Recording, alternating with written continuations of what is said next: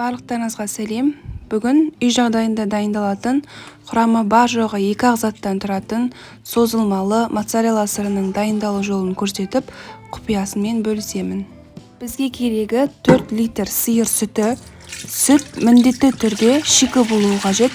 Егер сүт дүкендікі болса, немесе жаңа сауылған сүт болса, онда сізде сыр дұрыс шықпай қалуы мүмкін. Сол себепті кем дегенде сауылып болғаннан кейін 6-7 сағат холодильникте тұрған сүт жарайды. Сүтімізді шұңғыл ыдысқа құйып, өте жылы болғанға дейін тоқтамай қозғап тұрамыз. Сүттің дайын екенін саусағымызды салып көрсек болады, яғни саусағымызды салғанда ыстық, бірақ шыдап тұра алатындай болуы қажет.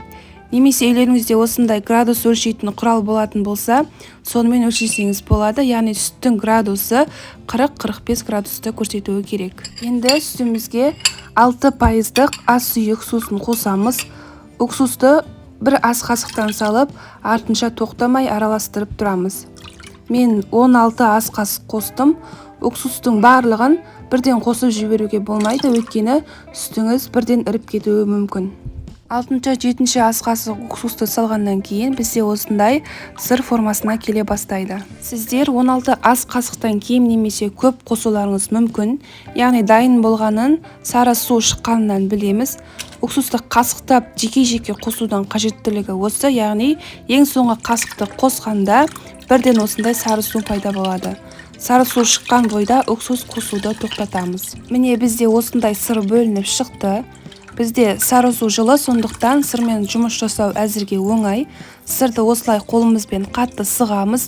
Өйткені қатты сықпасақ, соңында моцарелламыз сулы болып қалуы мүмкін. Қарасаңыздар, мен қатты сыққан сайын су көп мөлшерде шығып жатыр. Енді қалған сары суымызды өте қатты ысығанша отқа қоямыз. Су осылай қатты ысуы керек, сонда сырымыз өз формасына оңай келетін болады. Немесе градус өлшегішіңіз болса 70 градусқа дейін ысытамыз. Енді осы сары суға бір ас қасық тұз саламыз. Ал егер тұзды болғанын қаласаңыздар, 2 ас қасық тұз қосуларыңызға болады. Сосын жаңағы жартылай дайын болған сырымызды сары суға саламыз. Ескертетін жағдай, сырды ыстық сары суда 15 минуттан артық ұстауға болмайды. Егер артық ұстасаңыздар, кері реакция жүріп, сырымыз іріп кетуі мүмкін. Одан кейін оны қалпына келтіру оңай болмайды. Сырымызды жақсылап осылай араластырамыз, арасын ашып-ашып, өйткені арасына тұз біркелкі сіңуі қажет.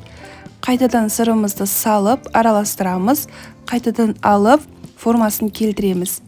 Су өте ыстық бізде қазір, сондықтан жұмыс жасау сәл қиындау болуы мүмкін. Міне қарасаңыздар, әр ыстық суға салған сайын бізде сырымыз осылай созылмалы болып өз қалпына келе бастайды. Жаңағы айтқанымдай, сырды ыстық суда 15 минуттан артық ұстауға болмайды. Өйткені сырыңыз өз қалпына, бастапқы қалпына келіп, іріп кетуі мүмкін. Осылай сырды ортаға қарай жинаймыз, яғни дөңгелек форма шығару керек бізге. Негізі осылай үлкен күйінде қалдыруға болады, немесе кішкентай бөліктерге бөліп, яғни шариктер жасауыңызға да болады. Енді салқын суға мұз салып, жаңағы дайын болған сырымызды осы салқын суға салып, суығанша қалдырып қоямыз. Міне бізде осындай моцарелла сыры дайын болып шықты. 4 литр сүттен 400 граммнан аса сыр шықты.